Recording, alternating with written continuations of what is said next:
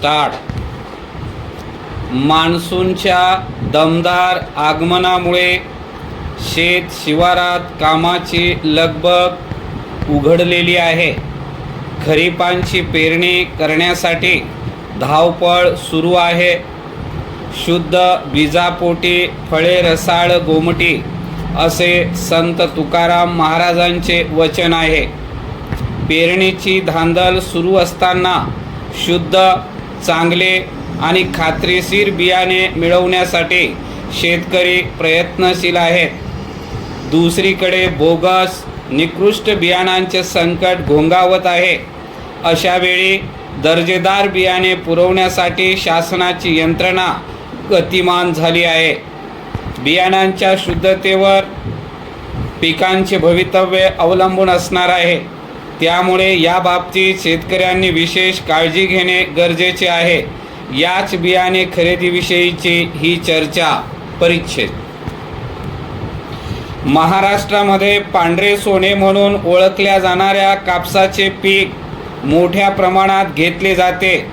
40 lakh hectare क्षेत्रात कापसाचे पीक घेतले जात असताना त्याचे बियाणेही उत्तम दर्जाचे असणे गरजेचे आहे. आपल्या भागात कोणत्या बियाण्यापासून उत्पादन अधिक मिळते याचा विचार कापसाची लागवड करताना केला पाहिजे.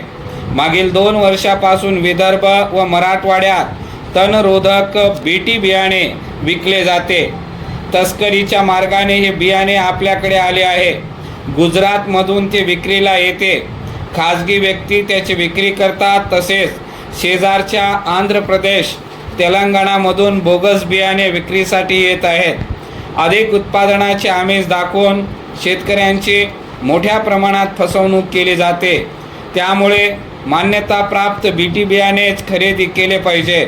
याकरिता महाराष्ट्र राज्य बियाणे महामंडळाच्या महाबीज बैलपाडा संशोधन केंद्र तसेच सेंटर ऑफ एक्सिलन्स येथे संशोधित झालेल्या संकरित बेटी कपासी वाण महाबीज 124 या वाणाचे सह विपणनाअंतर्गत लोकार्पण नुकतेच झाले आहे.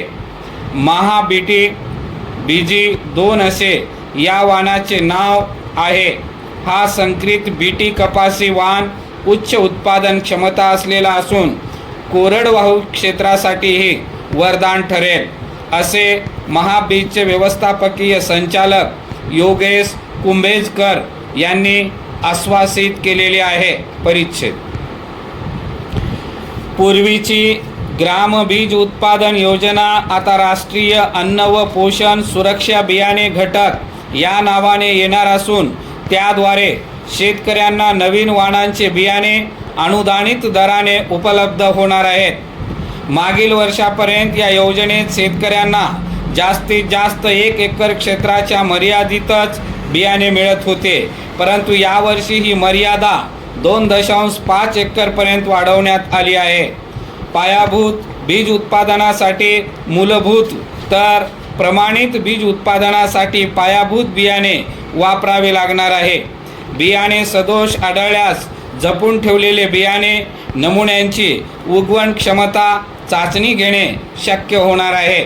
बीज प्रक्रिया झाल्यानंतर बियाणे बीज परीक्षणात पास झाल्यावर ते योग्य आकाराच्या पिशव्यात भरून त्यास बीज प्रमाणीकरण यंत्रणेचे प्रमाणपत्र लावले जाते.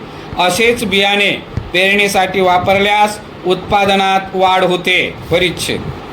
केंद्र सरकारच्या साथी पोर्टलच्या अंमलबजावणीत मोठी भूमिका बजावत महाबीज येत्या खरीप हंगामात साथी प्रणालीच्या QR कोडसह 2.5 लाख क्विंटल प्रमाणित बियाणे पुरवठा करणार आहे.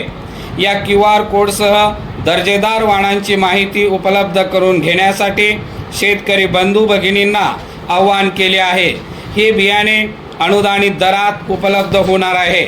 सदर योजनेचा लाभ मिळवण्याकरिता शेतकऱ्यांनी DBT पोर्टलवर अर्ज करावा. येत्या खरीप हंगामात महाबीजचे सर्व प्रमाणित बियाणे हे साथी पोर्टलमधून नोंदणी केलेले असणार आहे.